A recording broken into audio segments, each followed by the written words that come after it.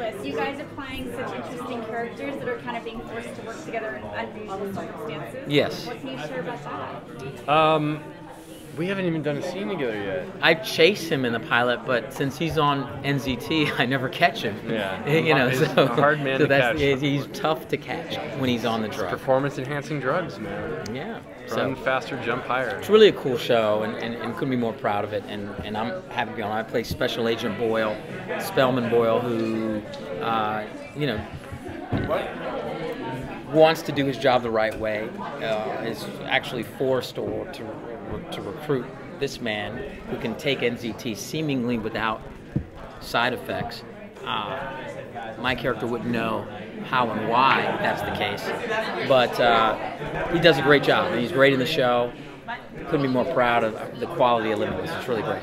It's fun, man. It seems like they're very contentious Who's Boyle? Yeah, I mean, I would imagine. I mean, you've said with the backstory you came up with, it's actually pretty awesome. Like, where he's like a highly trained, a highly skilled professional, and this deadbeat on a pill is now better than him automatically. It's got to be, you know, a little bit. It's like I mean, think about what certain baseball players must feel if they did it the right way, and then you have guys that are on steroids hiding their steroid use, but they blow them out of the water, and you say, whoa, that's not fair. But what's interesting about all of that is that my partner on the show, Jennifer Carpenter, who is amazing on the show, I believe the relationship that will evolve between those two will be more complicated in the sense that maybe my character could be envious of it, feel like it's not fair and all those things, but her relationship could be more personal. And you know, we're going to see how things evolve in that way. I mean, and I think too, like, and hopefully this came across in the pilot, and it'll definitely come across as the show goes on, but there's like a little bit of a rebellious nature to Brian. Like, I don't think he kind of doesn't like the establishment, and now he's got to work for them. Yeah. So I think you know, somebody who had ambitions to be in a band called Resorbed Twin, you know, now having to like put on a suit and go work at the FBI, I think it's going to be a very short amount of time before he's like, I don't want to do this.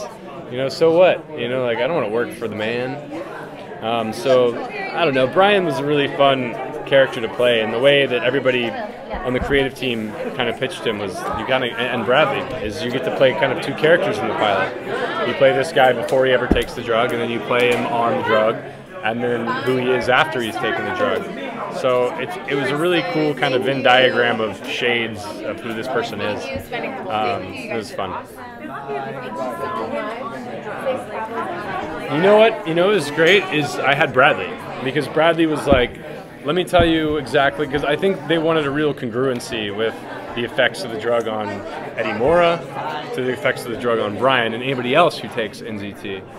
Just down to like physical mannerisms, like you take this drug and you stand up, you know, straighter and make more eye contact, and everything is very deliberate, you know, and all that stuff, that body language should be really kind of keyed in to like the same thing that Bradley did with the character. And he was a vital resource for me as an actor, and was so willing to share anything I wanted to pick his brain about. And hopefully there's at least a link that makes that similar, because then you're on your own when you want to play Brian and who he is off of it. So it's kind of like you get really strict when you're on the pill and follow kind of these rules of what happens to you when you're on the pill, and then you get to just cut loose and be however you want, slouch, burp, whatever, you know, and you're Brian. So that was cool. That duality is fun.